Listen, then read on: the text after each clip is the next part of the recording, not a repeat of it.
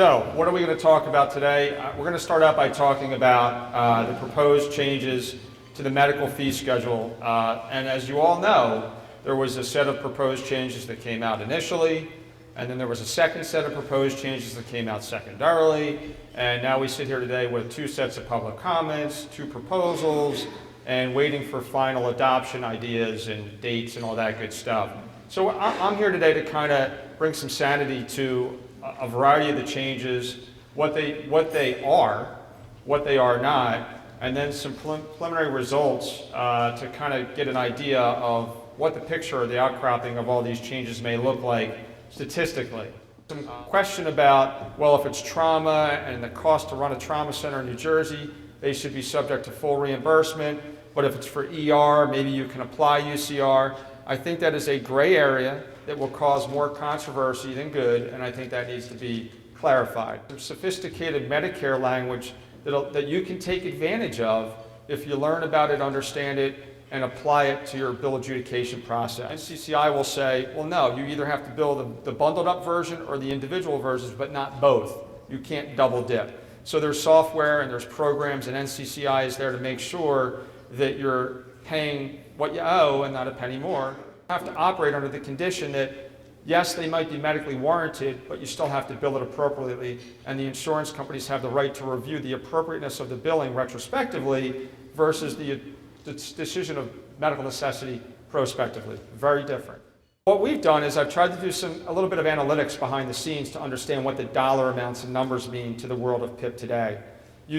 Blending a lot of data that we have from a lot of different clients that we work with, we're able to come up with some projected ideas. So if we were to simulate these changes in the current environment, what would have happened? What could have changed? New York City fee schedule in New York pays $3,900.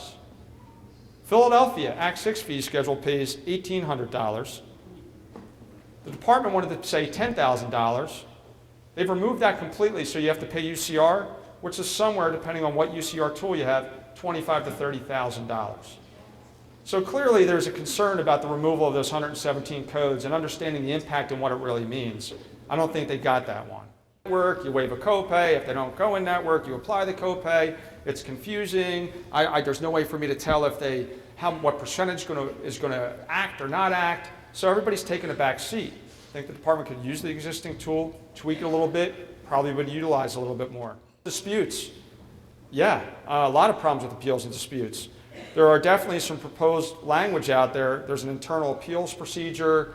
There's a lot of talk about the current appeal system today. I think there's going to be a lot of good regulations coming out that are going to make it a heck of a lot better because there's a tremendous amount of fraud abuse in that system. General comment, prepare for new changes that are on the horizon. ICD-10's been talked about. Supposedly it's coming out next year. I just heard it's definitely not coming out next year. It's now going to be delayed. Is it delayed 1 year, 2 years, or 3 years? They're waiting to see. That would have been a great tool. ICD-10 simplifies or improves the complexity of a diagnosis. Today you get a provider submits a request for a fracture. You don't know if it's the right arm or the left arm, if it's a closed or open, so what do? You have to use human intervention, back office staff, more cost to figure it all out. ICD-10 would have eliminated some of that, made it more efficient, eliminated the human element, and improved the process. So there's just some of the things that I think we could be tapping into, improving, working with the department, working with the regulators to take advantage of what we have available today that isn't going to be as controversial to try to recreate systems and change things for tomorrow. But there's some of the tools we have available.